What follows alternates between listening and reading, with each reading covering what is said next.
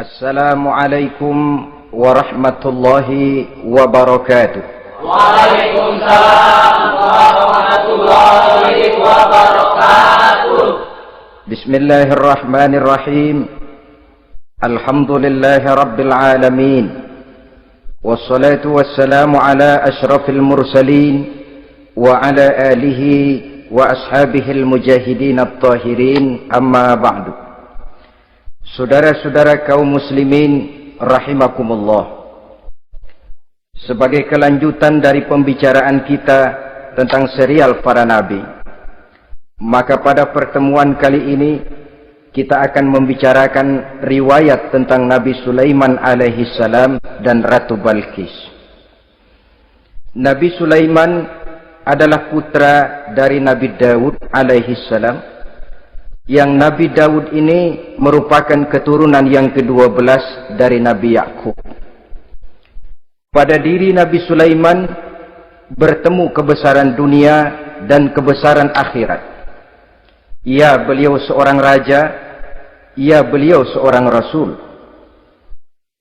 Ya, beliau seorang pemimpin agama. Ya, juga beliau adalah seorang pemimpin negara. Alangkah idealnya memang jikalau ulama menjadi umara, atau jikalau umara adalah seorang ulama. Dengan posisinya sebagai ulama, maka nilai kepemimpinannya terpelihara dari segala macam bentuk penyelewengan. Dan dengan kedudukannya sebagai umara, dia akan lebih efektif memberikan komando kepada rakyatnya untuk hidup melaksanakan perintah-perintah Allah. Tetapi oleh karena orang yang sekaligus jadi ulama dan umara termasuk jenis makhluk langka, maka agama hanya akan memberikan pesan agar yang bernama ulama dan umara saling bekerja sama untuk kemaslahatan dan kemanfaatan rakyat. Ulama adalah ulama, umara adalah umara.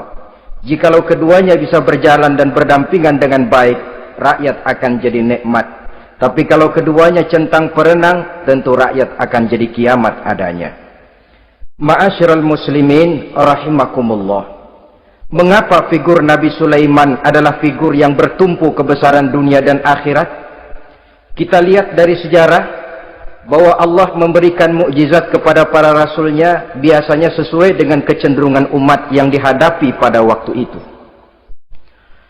Umat yang dihadapi Nabi Musa alaihi salam adalah umat yang senang kepada kegagahan, suka kepada bentuk badan yang kuat. Oleh karenanya mukjizat yang diberikan Allah kepada Nabi Musa berupa kekuatan baik tongkat maupun tenaganya. Sebaliknya, umat di zaman Nabi Isa alaihi salam cenderung berbangga dengan kemahirannya di bidang ilmu kedokteran dan ketabiban. Maka mukjizat yang diberikan Allah kepada Nabi Isa adalah mukjizat yang bisa mengatasi semua itu, sehingga Nabi Isa dengan izin Allah bisa menyembuhkan orang yang kena penyakit kusta, belang, bahkan sampai bisa menghidupkan orang mati dengan izin Allah. Di zaman Nabi Muhammad sallallahu alaihi wasallam, kecenderungan umat kepada kemampuan bersyair, sehingga ketika itu yang dihargai adalah ujung tombak dan ujung pena. Ujung tombak dalam arti pahlawan perang, dan ujung pena dalam arti seniman dan penyair. Maka di antara mukjizat terbesar yang diberikan kepada Nabi adalah Al-Quranul Karim, yang keindahan gaya bahasanya tidak seorang penyair pun sanggup menandinginya. Di zaman Nabi Sulaiman alaihi salam, kebesaran dan kemegahan dunia, kekuatan dan kejayaan menjadi ukuran. Kita tahu bahwa Jalut yang dihadapi oleh Nabi Daud adalah seorang yang bertubuh besar dan gagah perkasa, yang dalam sejarah lebih kita kenal dengan nama Goliat misalnya. Maka tidak heran kalau mukjizat yang diberikan Allah kepada Nabi Musa merupakan mukjizat yang bertumpu antara kebesaran dunia dan kebesaran akhirat, sebagai raja dan juga sebagai nabi. Tetapi yang patut menjadikan pelajaran buat kita terhadap seluruh kebesaran yang diberikan itu, Nabi Sulaiman berkata, "Haza min fadli Rabbi liyabluwani aashkuru am akfur." Semua ini, kekuasaan dan kebesaranku, kejayaan dan kekayaanku adalah anugerah Tuhan untuk menguji diriku. Adakah aku menjadi bersyukur karenanya atau malah aku menjadi ingkar karenanya. Alangkah baiknya jikalau ucapan Nabi Sulaiman ini kita bisa resapi dan kita bisa terapkan dalam kehidupan ini. Seorang pedagang yang berhasil berkatalah seperti perkataan Nabi Sulaiman. Seorang pejabat dengan kedudukan tinggi berkatalah seperti perkataannya Nabi Sulaiman. Seorang ulama dengan posisi sebagai pemimpin yang non formal berkatalah seperti perkataan Nabi Sulaiman. Seluruhnya berkata, haza min fadli rabbi. Seluruhnya ini adalah karunia Allah untuk menguji diriku, adakah aku bersyukur atau aku menjadi ingkar karenanya. Inilah sekelumit tentang kebesaran Nabi Sulaiman alaihi salam. Pada usia 13 tahun, beliau sudah mewarisi kerajaan ayahnya Nabi Daud dengan meninggalnya Nabi Daud alaihi salam. Dan sejak itu, keistimewaan Nabi Sulaiman alaihi salam sudah nampak dalam kehidupan. Beberapa keistimewaan bisa kita catat dari pribadi Nabi Sulaiman ini. Pertama, beliau cerdik, cerdas, dan bijaksana. Dan tentu saja harus begitu. Kalau Rasul goblok, mana ada umat yang mau ikut. Tetapi kecerdikan dan kecerdasan serta sifat bijaksana ini nampak dari beberapa kisah yang pernah dihadapinya. Pertama, di saat beliau berumur 11 tahun, ketika itu yang menjadi raja adalah ayahnya Nabi Daud, datang mengadu seorang petani bahwa sawah ladangnya, tanaman-tanaman yang ditanamnya habis dimakan oleh binatang ternak dari tetangga di sebelahnya. Maka ia mengajukan usul agar binatang ternak yang memakan tanam-tanamannya itu diberikan saja kepadanya. Nabi Daud meluluskan permintaan petani ini, tapi Nabi Sulaiman berkata, ayah, maafkan saya. Kalau boleh saya mengajukan usul, jangan seluruh binatang ternak gembala itu diberikan kepada petani. Akan lebih baik kalau binatang ternak yang memakan tanam-tanamannya itu diberikan kepada si petani selama 1 tahun. Apabila ia berkembang biak, beranak, hasil susunya seluruhnya selama 1 tahun itu boleh dimanfaatkan oleh petani tadi. Dengan demikian saya rasakan ini merupakan satu yang lebih adil ketimbang yang tadi itu. Keputusan Nabi Sulaiman ini diterima baik oleh ayahnya, oleh si petani, dan oleh si gembala tadi. Pada usia 11 tahun, ia sudah menunjukkan kecerdikan, kecerdasan, dan sifat yang bijaksana. Contoh yang kedua, ada 2 orang ibu yang pada saat akan bekerja di ladang, masing-masing meletakkan bayinya di satu tempat, lalu keduanya pun asyik pergi bekerja. Sedang kedua ibu itu bekerja dengan asyiknya, datanglah seekor serigala menerkam salah seorang anak bayi tadi, dan kemudian dibawanya. Tinggallah anak bayi seorang. Ketika kedua ibu tadi kembali ke tempat dia meletakkan anaknya, maka keduanya lalu berebut anak yang satu itu. Jadi kasus berebut bayi rupanya memang sudah ada dari dulunya. Yang satu berkata itu anaknya, yang lain mengaku itu pun juga anaknya. Akhirnya keduanya mengadu kepada Nabi Sulaiman. Masing-masing ngotot, tidak ada yang mau mengalah. Akhirnya kata Nabi Sulaiman, kalau kamu berdua tidak ada yang mau mengalah, sudahlah begini saja. Berikan bayi itu kepada saya, akan saya belah 2 supaya adil. Masing-masing kamu bawa sarang sepotong. Ibu yang seorang berbinar matanya, kelihatannya gembira dengan keputusan itu. Saya setuju Nabi Sulaiman, ini keputusan yang sangat adil. Betul, belah 2 saja bayi itu. Tapi ibu yang seorang malah berurai air matanya, membasahi pipinya. Ya Sulaiman, daripada Tuhan belah 2 anak itu, biarlah berikan saja kepada ibu yang mengaku tadi itu.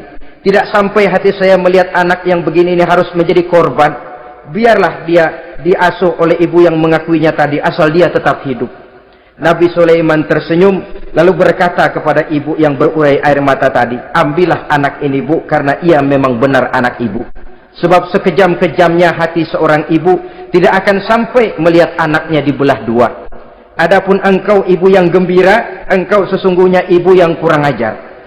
Cuma sekedar ngaku-ngaku, buktinya anak mau dibelah 2 kamu setuju. Ibu macam apa kamu anak dibelah 2 setuju?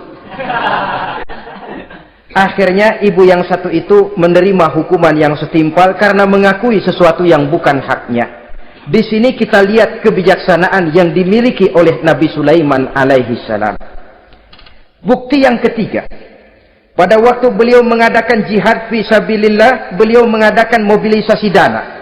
Tidak cuma manusia, binatang seluruhnya ikut memberikan sumbangan.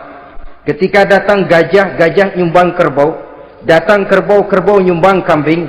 Datang kambing, kambing nyumbang ayam. Datang ayam nyumbang burung. Datang burung nyumbang balang. Datang balang nyumbang semut. Gajah yang nyumbang kerbau ngelihat balang nyumbang semut, ketawa. Semut, balang, Nabi Sulaiman kamu berikan semut untuk apa kayak gitu kecilnya? Lihatin dong saya nyumbang kebo, kata gajah. Nabi Sulaiman tersenyum seraya bersabda, al-hadiyatu biqadril muhdi. Pemberian itu memang sesuai dengan kemampuan orang yang memberi. Kalau gajah nyumbang kerbau itu wajar saja, gajah besar sumbangannya pun besar. Sebaliknya kalau balang nyumbang semut itu juga memang pantas, balang kecil sumbangannya pun kecil. Yang tidak wajar kalau ada balang mau nyumbang kerbau, ada gajah nyumbang semut.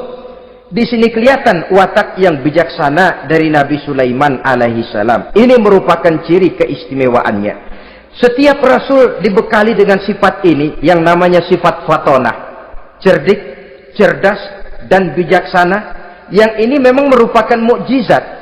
Kecerdasan seorang rasul tidak merupakan hasil sekolahan, tapi merupakan bimbingan wahyu semata-mata, dan ini yang tidak bisa ditandingi oleh manusia. Jadi jangan lalu ngambil dalih rasul aja nggak sekolah pinter, lalu ikut nggak sekolah, ya goblok terus. Itu khususiat kok. Sifat yang namanya fatonah itu merupakan bimbingan daripada wahyu. Adapun manusia, jikalau dia mau cerdik, jikalau dia mau cerdas, jikalau dia mau bijaksana, dia harus belajar. Dia lewat bangku sekolah, dia lewat teman bergaul, dia lewat bertanya kepada orang-orang pandai, atau autodidak dengan hidup banyak membaca dari kehidupan ini. Dengan demikian nilai kecerdikan, kecerdasan, dan kebijaksanaannya akan bisa meningkat adanya. Ini keistimewaan pertama. Keistimewaan yang kedua, Nabi Sulaiman diberikan kekuasaan oleh Allah sehingga bisa menguasai angin, jin, bahkan juga mengerti segala macam bahasa binatang. Menguasai angin, beliau bisa menundukkan angin ribut dan memerintahkannya angin itu. Dalam surah Al-Anbiya ayat 81 kita temukan, wali Sulaiman ar-riha asifatan tajri bi amrihi ilal ardil lati barakna fiha. Dan bagi Sulaiman, ia mampu menundukkan angin ribut yang bertiup menurut perintahnya ke permukaan bumi yang kami berkahi di dalamnya. Menguasai angin, barangkali istilah sekarangnya, memahami betul meteorologi. Itu sebabnya mukjizat hanya diberikan kepada Rasul, orang yang jiwanya sudah stabil. Coba kalau potongan kita diberikan keistimewaan bisa ngatur angin, Saban Sari main angin. Nggak boleh ada orang kita keselin, kesel sama orang, undang angin, hantam saja. Maka mukjizat semacam ini hanya diberikan kepada orang yang jiwanya sudah stabil. Ada satu cerita, namanya juga cerita, tapi kebenarannya mendekati. Seorang wali di tanah Jawa, sholat Jumat di Masjidil Haram di Mekah. Namanya wali kalau di Jawa kan pakai belangkon. Dia sembahyang di Masjidil Haram. Ini ada orang Arab usil, tumben ngelihat belangkon. Ini apa di tengah masjid? Dia tepak belangkon itu, miring di atas kepala. Begitu belangkonnya miring, tanah kayaknya ikut miring. Sehingga penduduk heran, ini apa tanah jadi miring begini? Lalu ada seorang wali juga yang alim dan mengerti, lihat-lihat di tengah Masjidil Haram ada belangkon miring di atas kepala. Jangan-jangan ini sebabnya ini. Dia samperin, dia dananin lagi tuh belangkon rata, tanah kelihatannya kayak rata lagi. Keistimewaan seperti ini pun hanya diberikan kepada orang yang jiwanya memang sudah stabil. Coba kayak kita diberikan keistimewaan kayak begitu, main belangkon melulu.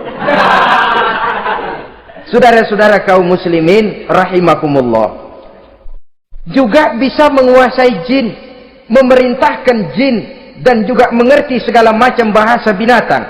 Kita bisa lihat dalam surah As-Saba ayat 12 misalnya. Demikian juga tentang mengerti bahasa binatang. Pada satu hari Nabi Sulaiman dan bala tentaranya lewat di satu lembah. Lembah itu kebetulan lembah semut. Ketika mereka lewat di lembah itu, Raja Semut lihat dari kejauhan, dia pidato kepada rakyatnya para semut itu. Apa katanya? Ya ayyuhan namlu dukhulu masakinakum la yahtimannakum Sulaiman wa junuduh wa hum la yash'urun. Jadi ini Raja Semut melihat Nabi Sulaiman datang bersama seluruh bala tentaranya, dia pidato kepada rakyatnya. Saudara-saudaraku rakyat semut, di mana saja suara saya bisa didengar. Perhatian, perhatian. Ini Nabi Sulaiman mau lewat dengan seluruh bala tentaranya. Kamu semua supaya masuk ke dalam lubang kamu masing-masing. Sebab kalau kamu nggak masuk ke lubangmu masing-masing, akan diinjak oleh Sulaiman dan bala tentaranya, sedangkan mereka tidak tahu kalau kamu kena injak. Masuklah semut itu seluruhnya ke dalam lubangnya masing-masing. Nabi Sulaiman senyum. Fatabassama dhahikan min qawliha. Mendengar ucapan Raja Semut ini, Nabi Sulaiman tersenyum. Lalu berkata, apa katanya? Rabbi auzi'ni an ashkura ni'mataka allati an'amta alayya wa ala walidayya wa an a'mala salihan tardahu wa adkhilni birahmatika fi ibadika salihin. Satu pengakuan yang tulus, yang jauh dari watak kesombongan. Mendengar Raja Semut berkata semacam itu, beliau senyum lalu berkata, wahai Allah, tetapkan kiranya hati saya ini untuk selalu bersyukur terhadap nikmat yang Engkau karuniakan kepada saya. Karena nikmatku, nikmat yang Engkau berikan kepadaku, saya mengerti bahasa binatang. Karena mengerti bahasa binatang, saya mengerti seruan Raja Semut itu. Tetapkan saya untuk selalu bersyukur ya Allah atas nikmat yang Engkau berikan ini, atas nikmat yang Engkau berikan kepada kedua orang tua saya. Dan tetapkan saya untuk selalu melakukan amal soleh yang Engkau ridhoi, dan masukkan saya ke dalam golongan hamba-hambamu yang soleh. Satu pengakuan yang tulus, yang jauh dari sifat kesombongan. Mungkin kalau sombong yang lahir, begitu dengar Nabi Sulaiman bahwa semut ngomong begitu, beliau akan berkata, iya masuk ke buruan. Tapi kan tidak. Malah beliau perintahkan bala tentaranya, pasukan berhenti. Ada apa Nabi Sulaiman? Di depan kita ada kerajaan semut. Mereka lagi kocar-kacir masuk ke sarangnya masing-masing. Tunggu sampai mereka masuk dan kita bisa lewat dengan aman tanpa harus menginjak-injak mereka. Bala tentaranya di stop dan berhenti. Ternyata kebesarannya tidak menyebabkan ia lalu memandang remeh sampai kepada makhluk yang bernama semut sekalipun. Masih tetap dihargainya sebagai makhluk dari Allah Subhanahu wa ta'ala. Sesuatu yang perlu menjadi contoh kita semua. Sebab orang bilang kadang kacang sering lupa akan kulitnya. Kadang posisi kita yang tinggi menyebabkan kita lupa dari mana kita berasal. Kadang harta yang kita miliki menyebabkan kita lengah dari mana kita datang. Akhirnya yang timbul adalah sifat sombong dan angkuh. Ibarat kata orang, kacang lupa dengan lanjarannya. Ma'asyiral muslimin rahimakumullah. Ini kebesaran dan keistimewaan yang diberikan Allah kepada Nabi Sulaiman alaihi salam. Apa yang perlu kita jadikan tamsil dan ibarat dari kebesaran ini? Saudara-saudara kaum muslimin rahimakumullah. Keadilan sebagai umara yang berpadu dengan kebijaksanaan sebagai ulama.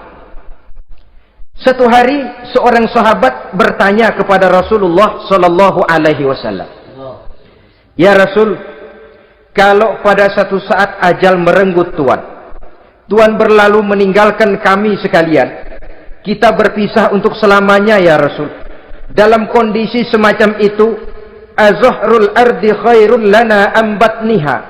Mana yang lebih baik ya Rasul buat kami kalau sudah ditinggalkan oleh Tuhan? Permukaan bumi atau perut bumi yang lebih baik?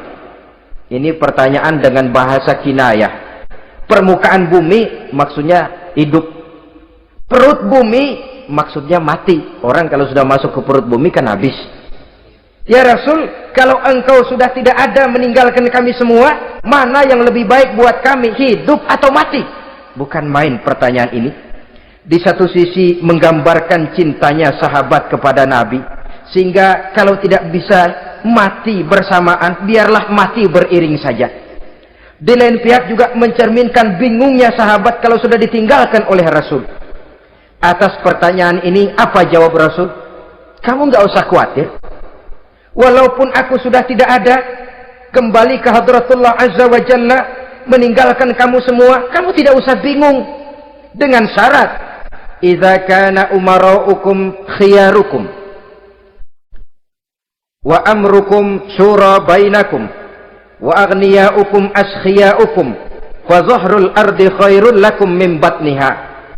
Kalau saja para umara, kalau saja pemimpin-pemimpin kamu adalah orang-orang yang terbaik di antara kamu, dan seluruh persoalan yang kamu hadapi dapat kamu musyawarahkan dengan baik, lalu orang-orang kaya di antaramu adalah orang-orang yang dermawan, ketika itu walaupun aku sudah tidak ada, hidup lebih baik daripada mati, permukaan bumi lebih baik daripada perut bumi. Dengan catatan 3 tadi, pemimpinmu orang yang terbaik di antara kamu, segala persoalan kamu musyawarahkan, dan orang kayamu orang dermawan. Walaupun aku tidak ada, hidup lebih baik daripada mati. Tapi sebaliknya kata Nabi, idza kana umara'ukum syirarukum, kalau umara'mu, pemimpin-pemimpinmu adalah orang-orang yang terjahat di antara kamu, wa amrukum ala nisaikum, dan segala urusanmu sudah diatur oleh perempuan, walaupun dia tidak naik di bidang eksekutif, tidak memegang kekuasaan, tapi kekuasaan bayangannya jauh lebih menentukan daripada kekuasaan yang sesungguhnya. Kalau perempuan sudah ikut campur mengaturmu, kemudian wa askhiyaukum bukhalaukum, orang-orang kaya di antaramu adalah orang-orang yang bakhil bin pelit alias kikir, maka ketika itu kata Nabi, fabatnul ardi khairul lakum min zahriha, perut bumi lebih baik daripada permukaan bumi. Apa yang bisa diharapkan dari pemimpin yang zalim, perempuan yang sok kuasa, dan orang-orang kaya yang bakhil dan pelit? Dalam kondisi semacam itu, bertemulah kita dengan yang bernama kiamat. Dan kalau sudah kiamat macam itu kata Nabi, perut bumi lebih baik daripada permukaan bumi. Maka yang kita perlukan sekarang adalah kerjasama antara ulama dengan umara. Ulama bukan umara, umara pun bukan ulama. Harus saling kerjasama dan jangan saling memperalat. Kerjasama menurut bidangnya masing-masing, menjadi yang terbaik di bidangnya. Jangan sudah jadi kiai karena ingin berpartisipasi aktif lalu pindah jadi pemborong jembatan. Tidak sadar akan profesinya, dan orang lalu tidak bisa berkata, apaan kiai mubalik bisanya cuma ngomong saja. Sekarang kan zaman pembangunan perlu karya nyata. Mana ada ustadz kiai mubalik bikin irigasi, cuma pidato saja. Apa kemiskinan bisa diatasi dengan pidato?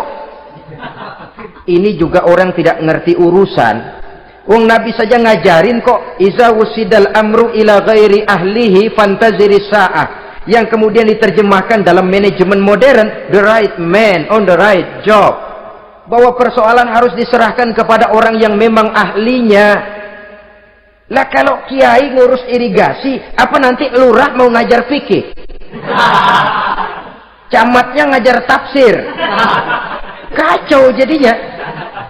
Makin ruwet jalur birokrasi, makin banyak orang meninggalkan profesi dan malah melaksanakan sesuatu yang bukan profesinya. Untuk memberesi keruwetan birokrasi, termasuk diantaranya menanamkan kesadaran profesi yang menimbulkan kebanggaan, dan kebanggaan yang membuahkan tanggung jawab terhadap profesi itu. Sebab orang kalau sudah bekerja menurut profesinya, walaupun tidak kaya tapi hidupnya tenang. Kenapa? Karena panggilan jiwanya. Seorang kiai yang diajak ngobjek, walaupun objeknya gol puluhan juta, kaya, belum tentu tenang, karena saya yakin bukan ke sana panggilan jiwanya. Ma'asyiral muslimin rahimakumullah. Itulah sebabnya kerjasama, ulama membangun lingkungannya, ulama membangun manusianya, umarok membangun lingkungannya, sehingga terciptalah wujud daripada pembangunan manusia seutuhnya, ya zahirnya, ya batinnya. Seluruh kita berpartisipasi, hanya bidangnya saja yang berbeda-beda. Jangan yang satu merasa lebih berjasa dari yang lain, jangan yang satu merasa lebih penting dari yang lain. Seluruh kita penting, seluruh kita berjasa, cuma bidang kita saja yang berbeda-beda. Inilah bahasa Quran, kullun ya'mal ala syakilatih. Setiap orang bekerja menurut profesinya masing-masing. Ma'asyiral muslimin rahimakumullah. Kita kembali kepada riwayat Nabi Sulaiman alaihi salam. Satu hari ketika beliau sedang menginspeksi pasukan, berkumpullah pasukan beliau itu, ya tentara yang manusianya, ya pasukan jinnya, ya seluruh binatang-binatangnya berbaris. Beliau selaku inspektur upacara mengadakan inspeksi pasukan. Dari sekian pasukan-pasukan yang diperiksanya pada waktu itu, Nabi Sulaiman melihat tidak terdapat burung hudhud. Beliau bertanya-tanya, "Ma liya aral hudhuda am kana minal ghaibin?" Kemana burung hudhud? Orang lain pada kumpul, dia sendiri tidak ada. Awas kalau dia datang, kalau dia tidak bisa memberikan alasan yang tepat kemana dia, akan saya berikan sanksi dan hukuman. Ini namanya pemimpin yang bertanggung jawab toh. Seorang pun dari yang dipimpinnya tidak ada, menjadi pertanyaan. Tidak lama kemudian datang burung hudhud. Begitu datang lalu memberikan laporan kepada Nabi Sulaiman. Kalau istilah sekarang, begitu dia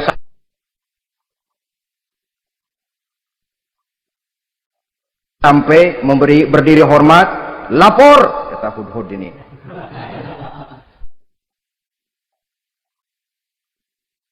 Bagaimana hudhud? Maaf Tuan Raja, saya terlambat. Iya, kenapa terlambat? Patroli Tuan Raja. Kemana saja kamu patroli? Keliling. Lalu apa hasilnya?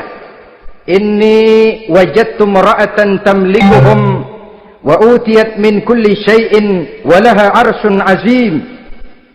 Saya baru patroli ke satu negara yang bernama Sabah, Tuan Raja.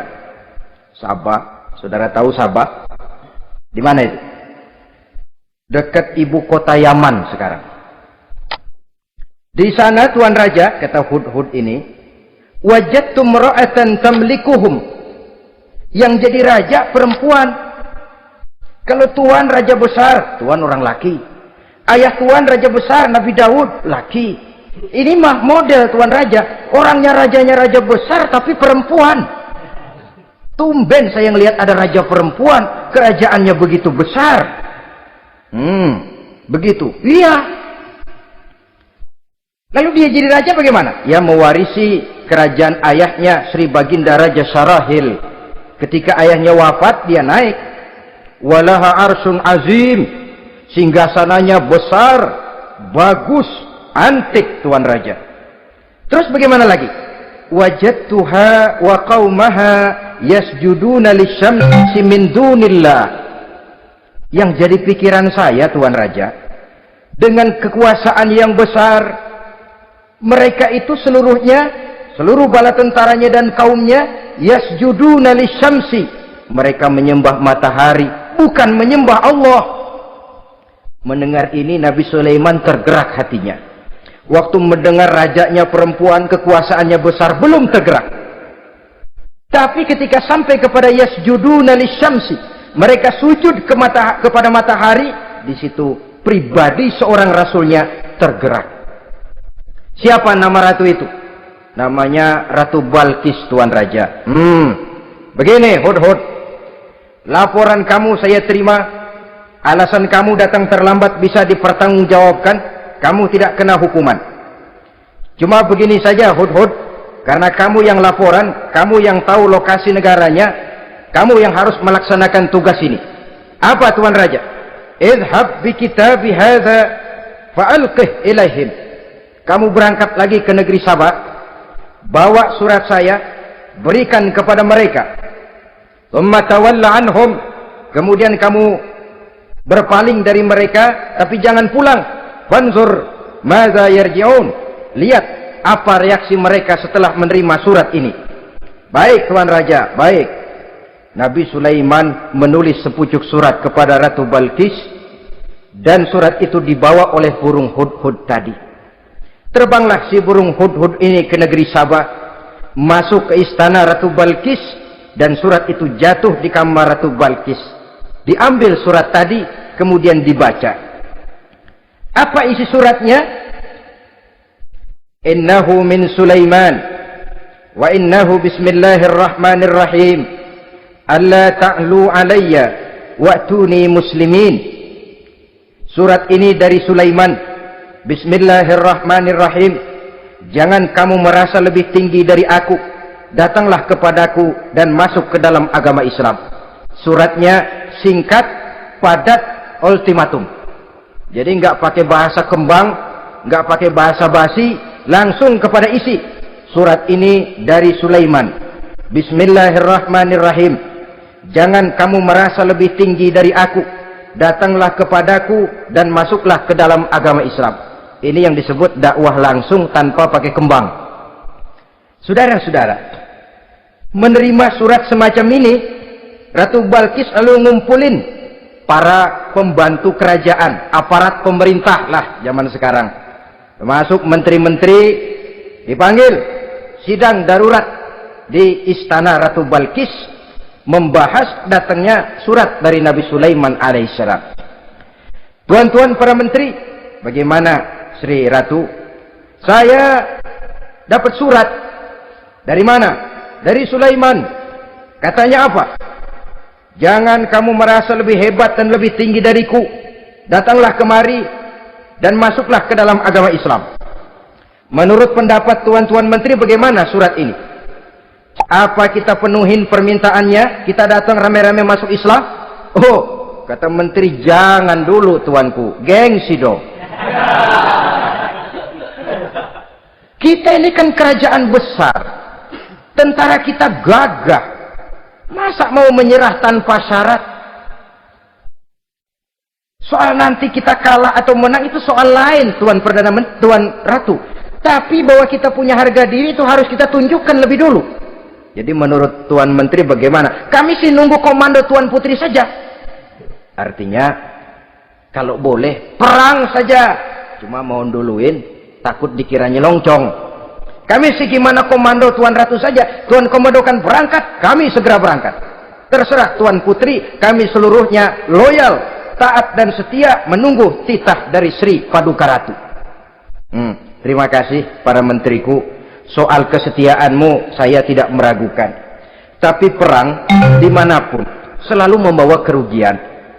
Kita menang rugi, tentu jatuh korban. Apalagi kalau kita kalah. Dan raja-raja yang mengalahkan negeri-negeri lain selalu membawa kehinaan kepada negeri yang dikalahkannya. Jadi bagaimana? Sekarang begini saja. Kita ambil jalan tengah. Lalu diplomasi dulu. Diplomasi macam apa Tuan Ratu? Kita kirim utusan kepada Nabi Sulaiman. Dari sana nanti kita lihat reaksinya. Saya memang selama ini sudah dengar siapa itu Nabi Sulaiman. Katanya orangnya masih muda, masih bujangan, bijaksana, kekuasaannya besar, tentaranya hebat. Cuma kan baru berita, kita cek. Jadi diplomasi macam apa Tuan Ratu? Kita kirim utusan kepada Raja Sulaiman. Kita bawakan hadiah-hadiahnya. Yang mahal-mahal, mewah-mewah, menarik. Pokoknya yang terbaik di negeri kita, berikan kepadanya. Lihat reaksinya. Kalau dia tergiur dengan hadiah itu, dia raja, bukan nabi. Tapi kalau dia menolak hadiah itu, dia memang nabi. Dan apa reaksi kita nanti tergantung sikap Nabi Sulaiman. Aha, kalau begitu setujulah Ratu. Itu memang bijaksana. Diplomasi dulu. Iya, jangan datang-datang main perang aja loh. Perang sih gampang. Tapi ini kan ada meja perundingan. Sepanjang masih kita bisa menempuh jalan damai, damai saja dulu. Baik. Maka diaturlah satu barisan diplomasi untuk menuju Palestina, kerajaan Nabi Sulaiman alaihi salam. Rombongan terdiri dari 500 orang laki-laki dan 500 orang perempuan. Yang laki ganteng, yang perempuan cantik. Yang laki dikendarai dengan kuda-kuda pilihan dan yang perempuan dikendarai dengan keledai-keledai pilihan. Kuda dan keledai pun dihiasi begitu rupa. pelanaknya yang terbagus dilapis dengan sutra, sedangkan bawaan-bawaannya tidak lain daripada intan, berlian, mutiara, jamrud, yakut, kesturi yang dilapis dengan sutra tenun yang asli. Pendeknya, hadiah yang serba wah. Dan rombongan ini dipimpin oleh seorang diplomat ulung dari negeri Sabah bernama Munzir bin Amru. Ini ahli diplomasi dari negeri Sabah. Dipesanlah oleh Ratu Balkis, kalau datang nanti kamu ke negeri Sulaiman, sikapmu harus begini, begini, dan segala macam. Ditatar dulu, sebab ini mau diplomasi tingkat tinggi. Baik, Sri Ratu. Nah, sudah mendengar perundingan ini, burung hudhud pulang ke negeri Nabi Sulaiman. Apel lagi, lapor Tuan Raja. Bagaimana hudhud? Sikapnya mereka akan mengutus utusan dengan membawa berbagai macam hadiah untuk datang ke negeri kita. Baik. Nabi Sulaiman kumpulkan tentaranya, terutama para jin. Hei tentaraku, khususnya kalian para jin, akan datang rombongan tamu besar ke negeri kita. Maka mulai saat ini saya komandokan, kamu bangun satu istana yang megah, yang belum pernah ada dalam waktu yang relatif singkat. Dan lantai daripada istana itu harus dilapisi dengan kaca-kaca tebal yang bening, bawahnya diisi dengan air, diisi dengan ikan-ikan hias yang indah-indah. Baik Tuan Raja. Maka tentara Nabi Sulaiman, sejak manusia sampai binatang sampai jin, semuanya kerja bakti membangun istana yang megah. Sehingga sebelum rombongan kerajaan Sabah ini sampai, istana sudah selesai. Mereka masuk ke dalam istana Nabi Sulaiman. Begitu melihat lantainya gemerlapan air, masing-masing pada ngangkat kain. Takut kainnya basah. Waduh, ini istana kebanjiran begini. Kata Nabi Sulaiman, nggak usah diangkat kainnya, nggak usah. Ini dilapis kaca, cuma bawahnya memang kolam. Kolamnya berisi ikan. Oh, bengong, bengong, bengong aja pada melongo mulutnya. Saudara-saudara, jadi persis orang yang tinggal di puncak gunung datang ke tengah-tengah kota. Kan noraknya minta ampun. Apaan aja ditunjuk. Apaan aja dilihat, apaan aja ditunjuk. Ini ya, itu ya, wah, wah, sudah semuanya serba wah. Jadi kalau istilah tingkat diplomasinya, mereka sudah kalah mental. Dan itu sudah kemenangan pertama dari Nabi Sulaiman. Sudah shock. Mereka merasa negeri Sabah kaya, luar biasa, hebat. Begitu datang ke negeri Sulaiman, mereka jadi orang norak kayaknya. Sudah kumpul, nah selamat datang tuan-tuan ke negeri kami. Ada pesan apa? Majulah Munzir bin Amru. Tuan Sulaiman, bagaimana? Kami diutus oleh Sri Baginda Ratu Balkis untuk menyampaikan hadiah-hadiah yang kami bawa ini. Intan, berlian, yakut, jamrud, kesturi, dan barang-barang mahal lainnya. Mudah-mudahan Tuan bisa menerima dengan senang hati. Nabi Sulaiman tersenyum. Lalu beliau berkata, "Atumiddunani bimalin, fama atani Allahu khairun mimma atakum." Kamu mau memberikan saya seluruh hadiah-hadiah permata intan ini, padahal apa yang telah diberikan Allah kepada saya jauh lebih baik dari apa yang telah diberikannya kepadamu. Kamu merasa bahwa saya kekurangan semua ini? Ketahuilah tuan-tuan, saya punya lebih banyak dari apa yang tuan-tuan berikan sekarang ini. Irja' ilaihim, bawa pulang kembali seluruh hadiah ini. Sampaikan salam saya kepada ratumu, Ratu Balkis. Falanatiyannahum bijunudin la qibala lahum biha.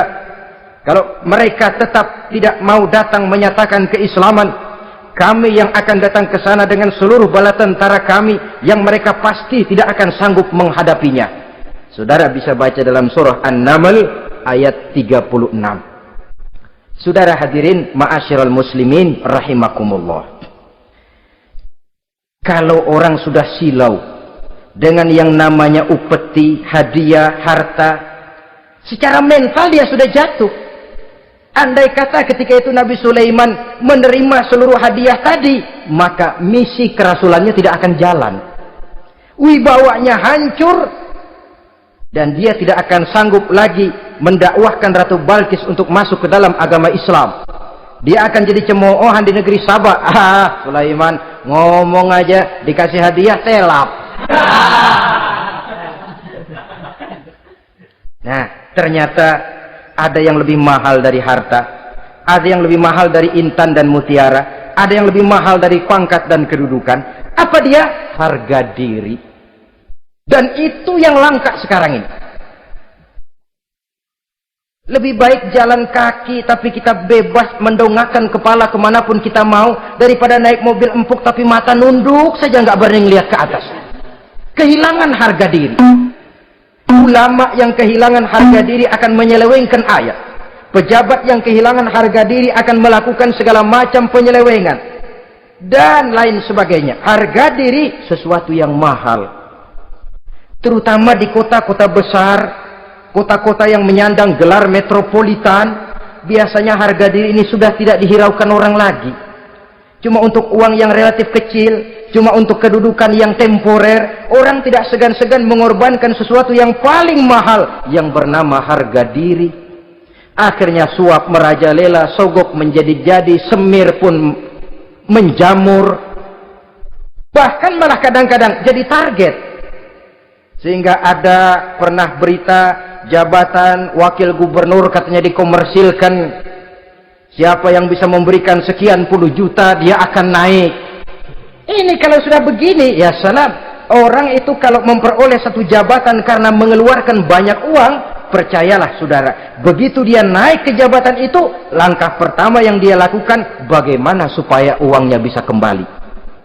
Bukan bagaimana bekerja sebaik-baiknya, bukan bagaimana mensejahterakan rakyat sebaik-baiknya. Karena dia merasa naik jabatan banyak mengeluarkan uang, setelah dia naik, gimana supaya pulang modal dulu. Lebihnya kalau ada, baru bekerja buat rakyat. Itu pun kalau nggak keburu pensiun.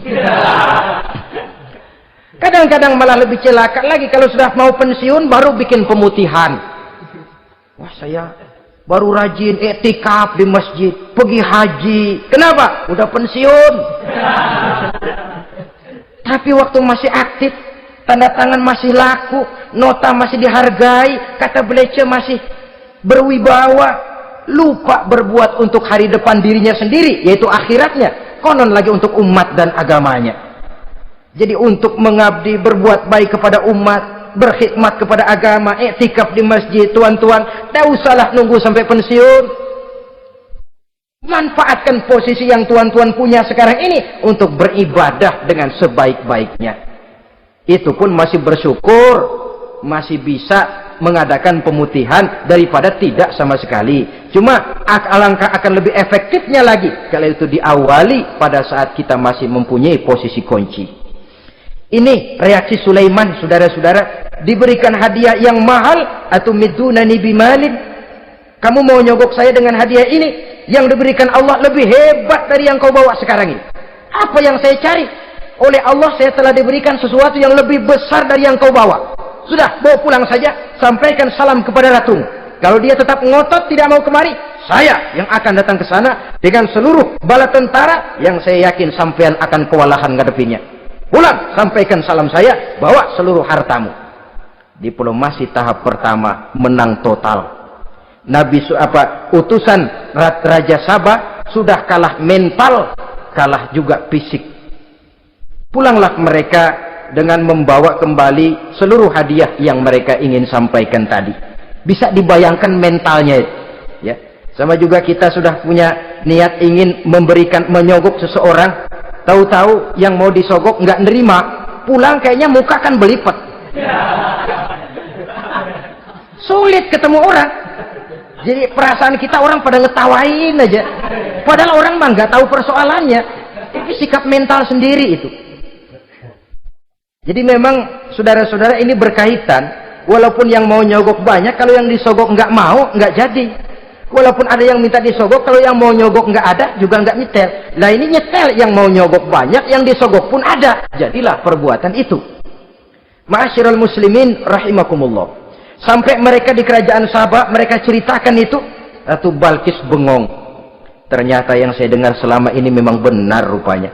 Sulaiman bukan cuma raja, tapi juga rasul. Bukan cuma pemimpin negara, tapi juga pemimpin agama. Lalu bagaimana, saudara Ratu? Biar saya pikir-pikir dulu. Pikir. Bagaimana ya? Sudahlah, begini saja. Kita sekarang berangkat ke negeri Nabi Sulaiman. Saya yang akan langsung memimpin rombongan. Ada dua tujuan Ratu Balkis sebenarnya. Tujuan pertama ingin melihat dengan mata kepala sendiri kebesaran Sulaiman yang selama ini dia cuma dengar beritanya saja. Yang kedua, ada udang di balik batu. Kalau setelah Nabi Sulaiman nanti melihat kecantikan Ratu Balkis ini, dia bisa fly. Nah, istilah anak sekarang, dia bisa fly. Nah, siapa tahu kan, karena kecantikannya Nabi Sulaiman lalu jatuh hati, dan Dewi Amor pun bicara. Nanti bila mata bertemu mata, bibir ikut senyum, hati berdetak, maka terjadilah magnet-magnet saling bersentuhan, percintaan tingkat tinggi. Kan lumayan dapat suami, dapat pacar seorang raja besar. Jadi dengan harapan ini berangkatlah Ratu Balkis ke negeri Nabi Sulaiman. Hud lapor lagi. Lapor. Bagaimana Hud? Ini Ratu Balkis yang mimpin sekarang. Baik, kita siap-siap. Begini saja, kata Nabi Sulaiman. Siapa yang bisa bawa singgasana Ratu Balkis ke sini? Jin Ifrit tampil. Saya. Berapa lama kamu perlukan untuk membawa singgasana Ratu Balkis kemari? Sebelum Tuan bangun dari tempat duduk, itu singgasana sudah bisa sampai kemari, Tuan Raja. Bagus. Ada yang bisa lebih cepat? Saya, kata seorang ulama. Berapa lama? Sebelum Tuan kedip. Asal Tuan kedip, Tuan melek lagi, singgasana sudah sampai di sini. Baik, kerjakan. Dalam waktu sekejap itu singgasana Ratu Balkis sudah sampai di istana Nabi Sulaiman. Pasang di sini, biar dia duduki nanti. Rubah sedikit biar dia nggak kenalin. Dirombak sedemikian rupa. Masuk Ratu Balkis ke istana Nabi Sulaiman. Terjadilah kemudian di perundingan semacam tingkat tinggi antara raja dengan raja. Bagaimana Tuan Ratu Balkis? Iya, Tuan Sulaiman. Iya, bagaimana? Saya kagum dengan kebesaran Tuan. Bukan kebesaran saya. Seluruhnya ini adalah karunia Allah kepada saya. Saya dengar Tuan menyembah matahari. Padahal matahari tidak pernah memberikan apa yang Tuan kehendaki. Matahari tidak pernah menciptakan Tuan. Adalah lebih baik Tuan menyembah yang menciptakan matahari daripada menyembah matahari itu sendiri. Nabi Sulaiman, bagaimana kalau kita mengadakan, ya sambil berunding, sambil lobbying istilah sekarang. Baik, lobbying pun jadi. Berjalanlah meninjau seluruh pelosok istana Nabi Sulaiman alaihi salam. Seperti halnya bala tentaranya, Ratu Balkis juga sampai di lantai kaca, angkat kain. Kata Nabi Sulaiman, jangan diangkat tuh kain. Ini bukan air, istana kaca. Bukan main kebesaran kamu. Melihat begitu kebesaran Nabi Sulaiman, Ratu Balkis yang niatnya sementara mau melontarkan diplomasi asmara, lupa. Lalu apa katanya? Rabbi inni zalamtu nafsi. Ya Allah, selama ini saya benar-benar telah zalim kepada diri saya. Begitu banyak nikmat yang Engkau berikan kepada saya. Saya jadi ratu dengan kekuasaan yang besar, mewarisi kebesaran ayah, dengan kerajaan dan bala tentara yang gagah perkasa. Bukan saya bersyukur kepadamu, malah saya menyembah matahari. Inni zalamtu nafsi. Sungguh saya telah zalim kepada diri saya. Maka mulai sejak saat ini, aslamtu ma'a Sulaiman lillahi rabbil alamin. Mulai sejak saat ini ya Allah, saya nyatakan diri, saya masuk Islam, bertuhankan Allah Rabbul Alamin. Saya tunduk kepada Nabi Sulaiman alaihi salam. Masuk Islam sebelum diplomasi asmaranya melayang, saudara-saudara. Sudah masuk Islam? Sudah. Nah, Ratu Balkis sekarang bagaimana? Ya Nabi Sulaiman, kalau saya masuk Islam, apakah kerajaan saya akan tunduk dan diatur oleh kerajaan Tuhan? Tidak. Kamu persilakan pulang ke kerajaanmu, atur negerimu menurut cara yang kamu mau, asal sesuai dengan perintah Allah. Saya bukan penjajah, saya cuma mengajak kamu ke dalam Islam. Saya tidak ingin meluaskan wilayah saya. Asal kamu sudah masuk Islam, tugas sudah saya jalankan. Perkara kerajaanmu, kau pulang, kau atur, dan kau tetap jadi raja. Jangan merasa kalau sudah masuk Islam lalu kerajaanmu saya caplok. Islam bukan penjajah, Ratu Balkis. Baiklah Nabi Sulaiman, saya tahu. Tapi untuk melanggengkan kerjasama antara kerajaan Sabak dengan kerajaan Tuhan, caranya bagaimana? Mulai ngojok-ngojok. Dia nggak bilang, lu demen aja deh sama gue. Enggak. Cuma untuk jangka panjang. Jangka panjangnya Sulaiman, supaya kita tetap bisa kerjasama, caranya bagaimana? Ya supaya kerajaan berumur panjang, kau harus punya keturunan, kata Nabi Sulaiman. Itu kan berarti saya harus nikah. Memang. Tapi saya ratu. Suami saya kan paling kurang juga harus maharaja, sahansa. Ya sebenarnya sih cuma dia nggak bilang aja. Di kerajaan gue nggak ada yang setimpal, gue maunya sama lo. Itu kalau bahasa kita, cuma ini kan bahasa perempuan. Perempuan kan paling pintar nahan perasaan. Nggak kayak orang laki kalau lagi mabok cinta teler. Sama siapa aja dia cerita. Gua kan lagi demen sama si Ano. Lain sama perempuan, dia paling bisa jaga perasaan. Saya kalau begitu, saya harus kawin dengan maharaja.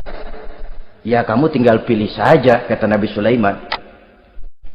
Nabi Sulaiman, ini Perdana Menteri udah pada mesem, udah paham ke arah mana maksudnya. Bagaimana kalau kita kukuhkan saja dua kerajaan ini, Nabi Sulaiman? Saya pun setuju kalau itu kamu punya mau. Wah, ini Perdana Menteri takbir semua. Allahu Akbar, Alhamdulillah, Alhamdulillah. Sampai akhirnya Nabi Sulaiman pun menikah dengan Ratu Balkis. Bergabunglah dua kerajaan besar itu. Saudara-saudara kaum muslimin rahimakumullah. Kemudian setelah bertahun Nabi Sulaiman wafat. Tidak seorang pun tahu karena beliau wafat sedang pegangan tongkat. Ketika tongkat dimakanin rayap, rapuh, baru beliau jatuh. Orang tahu kalau Nabi Sulaiman sudah wafat. Menurut riwayat beliau wafat itu sedang sholat. Karena sholat Nabi Sulaiman cuma diri saja, tidak pakai ruku dan sujud. Menurut riwayat lain beliau sedang memandori jin dan tentaranya yang sedang kerja. Begitulah wafat beliau, kita bisa baca dalam surah Saba ayat ke-14.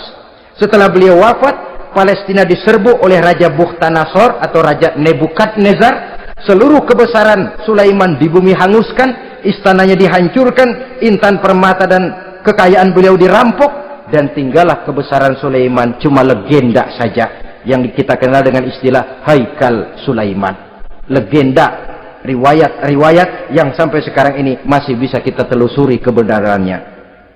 Saudara-saudara, inilah pertemuan yang singkat ini, walaupun serba singkat, mudah-mudahan ada manfaatnya. Dengan kesimpulan, seluruh anugerah yang ada pada kita hakikatnya karunia Allah. Marilah kita menjadi orang yang pandai bersyukur atas anugerah itu. Terima kasih atas segala perhatian, mohon maaf atas segala kekurangan. Usikum wa nafsi bitaqwallah. Wassalamualaikum warahmatullahi wabarakatuh. Waalaikumsalam warahmatullahi wabarakatuh. Mm-hmm.